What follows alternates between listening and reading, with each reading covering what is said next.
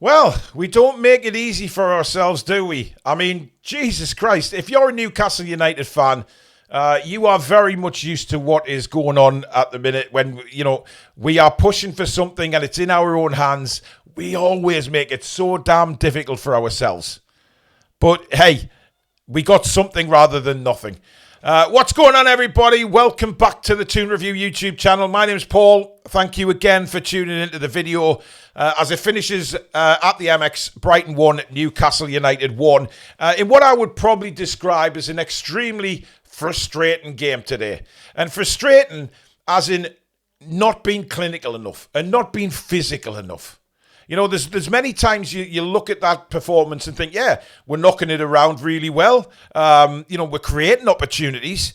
But when it comes to the final killer pass or killer shot, it disappears to powder puff. And we've seen that so many times this season. Isak, for me, I think he's been poor the last 3 or 4 games, despite him scoring penalties, which is what he's there for. But I'm not putting the blame on Isak. I'm saying that I don't think he's 100% fit. Because I watched him very closely today and even sort of closing the goalkeeper down or running around that area to try and chase the ball down. He's just jogging. He can't get up to full speed. And that for me says he's suffering from a groin problem. Now, Eddie Howe has mentioned Isak's groin numerous times over the last several weeks. And it's clearly a problem for him because he just can't get up to full speed. And that's not his fault. The fact is, we've asked a hell of a lot of Alexander Isak this season because he hasn't had other strikers available to come and help him out. That's just fact. And we're having to use him an awful lot.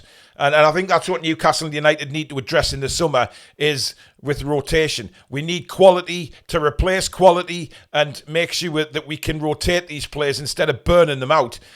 And when you're playing with a groin problem, it's so difficult to even trust yourself running, never mind at full speed. But look, he took the penalty. He was calm as you like with the penalty and obviously got us the point. But the problem is, what I felt today was certain big players didn't stand up again and be counted. You know, we're battling for a Champions League place here. There is so much at stake. And for me, you look at some of the players around the field and you want better from them. Bruno's been poor for a while now. I don't know what's going on with Bruno. But, whether he's burnt out or not, I don't know. Whether it's been a long, hard season for Bruno. He seems to miss Joe Linton when Joe Linton's not on the side. The whole team misses Joe Linton. Never mind Bruno. But he just doesn't seem to be quite at it at the minute. I saw some ridiculous comments, from quite a few people on various podcasts saying, we should sell him, cash in on Isak. Bollocks, right? Absolute bulls trotters. And I'll tell you why. We cannot afford to lose these elite players. We need to build a side around these elite players. They're allowed to have bad games. And they're allowed to go through a little bit of a dip in form. But I genuinely believe that the dip in form for Isak is a groin injury. And the dip in form for Bruno is that he's just knackered. And we haven't got the squad this season to rotate many players around. But on the flip side of that, there's a couple of games left this season. And it's all about just doing what you can to get that result. And you know what? We huffed and puffed today. We huffed and puffed. But at the end of the day, it was a penalty that got us out of jail again. And we can't keep relying on that to happen. We've got to take our opportunities when we are on top in a game. And we were on top for 99.9% of that game.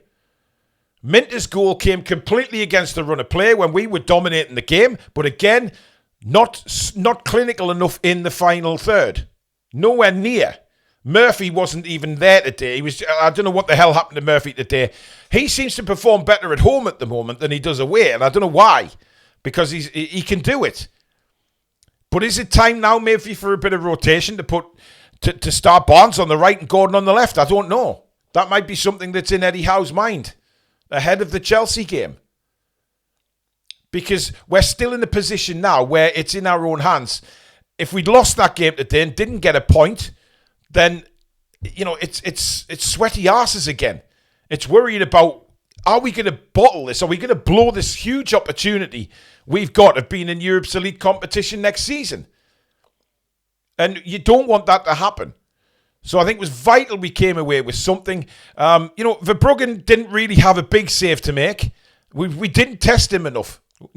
From the possession and the amount of chances that we tried to create, we should have tested that goalkeeper more today. And it wasn't until Wilson smashed a shot in that was brilliantly saved that we really tested him. There was a shot from Barnes in the second half, which was straight at the goalkeeper. Bruno had one in the first half, but again, he tried to bend that in the corner, but it was an easy save down to his right. So he wasn't really tested, given all the opportunities that we did create. But when you're creating that many opportunities, you want to you want to see the ball in the back of the net. Joe Willock, again, did some decent things in the game. I thought he had a decent first 20 minutes, but then just completely disappeared out of the game. And that's not good enough. We need him around for the full game. And we say this many, many times about Joe Willock, that he plays a certain amount of time on the pitch and then he disappears. Harvey Barnes was a standout for me today. Very frustrating for him in the first half because he was combining really well down the left-hand side once again with Livramento, putting crosses in, trying to create opportunities. But when you're a winger, you must get so frustrated that when you're putting that ball over, there's nobody getting on the end of it or nobody even attempting to get on the end of it. In strikers gone by, you remember the way Shearer used to play. And he would run through his own team and smash walls down to get on the end of headers. But we don't see that with anybody in the Newcastle United side. And for a winger, that's really frustrating. When you're doing your job and getting the ball into the area, trying to create opportunities in the dangerous area of the field, and you're not seeing anything, it's frustrating. But on the other hand, you've got Jacob Murphy on the other side who had ample opportunity to put good crosses in today and failed. Either Verbruggen got the ball or he couldn't beat the first man. And again, the set pieces, look, whatever. It's just, it either works or it doesn't with Newcastle United. You either get one or the other. Sometimes the set pieces will be brilliant. Sometimes they'll be the garbage. And unfortunately, they weren't great today. But we did get a penalty from a set piece. It was a Fabian Schär free kick. Clearly a penalty, by the way. There's no doubt in my eyes that all three really crucial decisions were the right ones today. Lamptey's foul on Gordon was outside the area. That was clear. Willock took a dive. He was halfway down before the players even got near each other. But the penalty was a penalty. His arm was outstretched. It blocked the shot. It was goal bound. They've got no choice but to give a penalty in that scenario. But we seem to just switch off. That Minte goal, we were bang on top in the game. Brighton didn't even threaten. And then they go and get a goal out of the blue. Don't get me started on that bloody celebration. I've no idea what that was. But they go ahead, and that's all they do. They were shockingly bad today, by the way. That's one of the worst Brighton sides I've seen in a long time. They were terrible. But what do you say, when you say that about the opposition, what does that say about yourselves if the opposition are terrible? But I think we created enough. Nobody can say we didn't deserve to take something out of the game. Because we did. But it should have been 3 points if we're being brutally honest. But if you don't take your chances and you don't take those opportunities and you're not physical enough and you're not wanting that ball, then you're not going to score. It's as simple as that. And some players need to step up a bit more in these sort of big games. It's just confusing, isn't it? I see a lot of people asking me, how are we so good against Arsenal and against Liverpool, etc.? Yet when, we play Brighton and we're on top for 99.9% of the game and we struggle to come out of the game with anything. It's absolutely bizarre. But, let me know. Let me know in the comments what you thought. What did you think about Eddie Howe's substitutions? Does that frustrate you that Asula didn't come on? Because maybe that game was crying out for Asula. Just somebody to come on, even for 10 minutes, and ruffle the feathers of the defenders. You don't know what he's going to do with a football, Asula. He's very unpredictable. But what you're guaranteed he will do is he'll get stuck in and make life as uncomfortable as possible for defenders. But again, Eddie Howe didn't put him in today.